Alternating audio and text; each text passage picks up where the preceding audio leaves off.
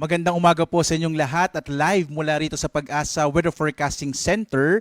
Narito na yung ating latest update sa ating binabantayang bagyo na si Bagyong Gardo. So ito po yung bagyong pumasok ng Philippine Area of Responsibility kahapon. Kahapon din po ay lumabas na yung bagyo namang si Francisco bandang alas 7 ng gabi.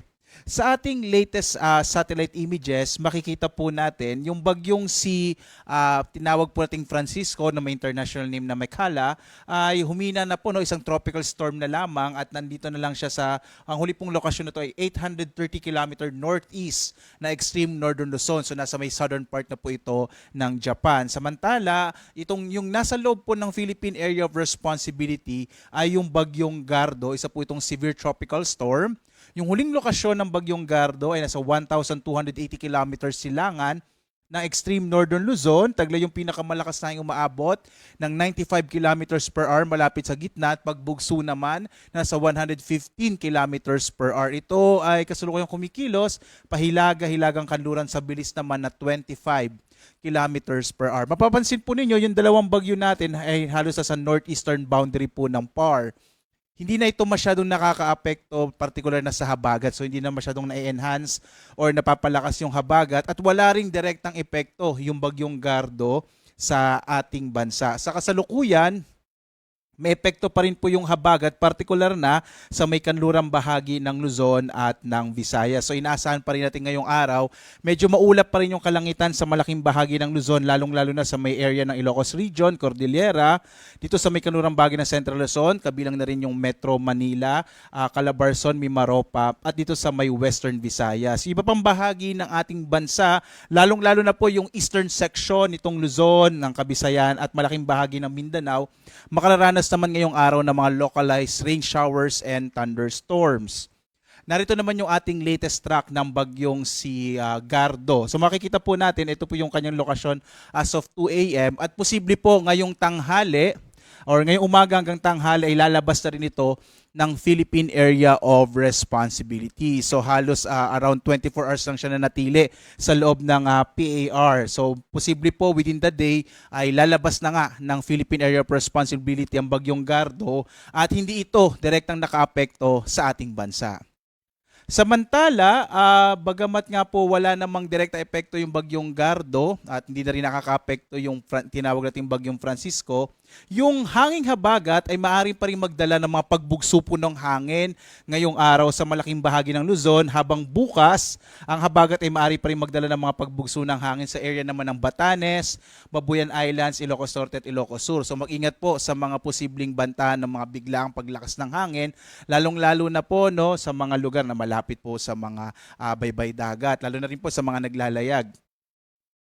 Samantala, may nag-issue po pa rin tayo ng weather advisory. So ito po yung inaasa ating lakas ng ulan sa loob ng 24 na oras. So ngayong araw, posible pa rin yung hanggang malalakas sa mga pag-ulan sa area ng Zambales, Bataan at Occidental Mindoro. So iba yung pag-ingat pa rin po sa mga kababayan natin sa bahaging ito ng ating bansa dahil nga posible pa rin yung mga potensyal ng mga flash floods and landslides. So ito po epekto pa rin ng hanging habagat. Bagamat inaasahan nga natin na mababawasan na yung lakas po nitong hanging habagat, sa Sabado or bukas, posible pa rin ang hanggang sa kumisay malalakas sa mga pag-ulan sa Zambales at sa Bataan. So mag-ingat pa rin po, no, sa mga flash floods and landslides sa area sa bahaging ito ng ating bansa.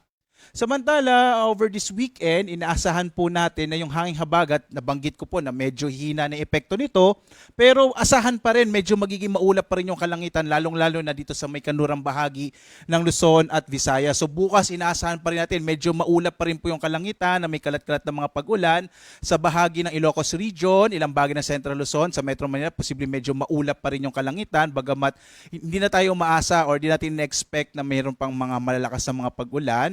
Gayon din po sa ilang bahagi ng Calabarzon, Mimaropa at gayon din sa may area ng Western Visayas.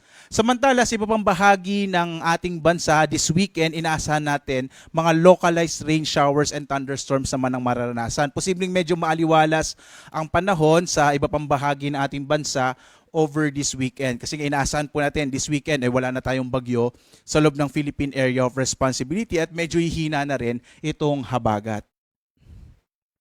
Sa lagay naman po ng ating karagatan, wala tayong naka-issue ngayon na gale warning sa anumang baybayin ng ating bansa. Bagamat dito po sa may Northern Luzon, inaasahan pa rin natin yung katamtaman hanggang sa maalong karagatan. So mag-ingat pa rin po yung mga sasakyang pandagat, lalong-lalo na yung mga maliliit na mga bangka. Kapag po may mga thunderstorms, kung minsan nagpapalakas yan ng alon ng karagatan, kaya iba yung pag-iingat pa rin po sa mga kababayan natin.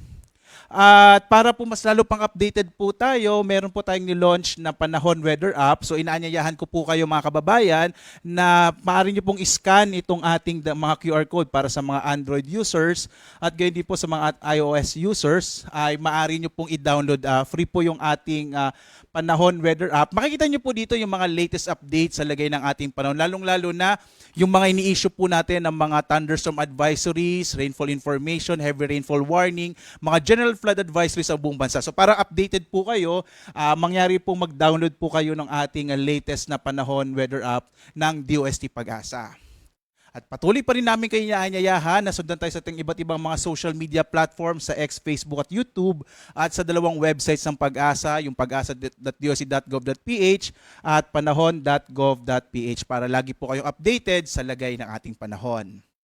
At live naman nagbibigay ng update mula rito sa Pag-asa Weather Forecasting Center. Ako si Obet Badrina. Maghanda po tayo lagi para sa ligtas na Pilipinas. Maraming salamat po. Have a blessed Friday sa inyong lahat.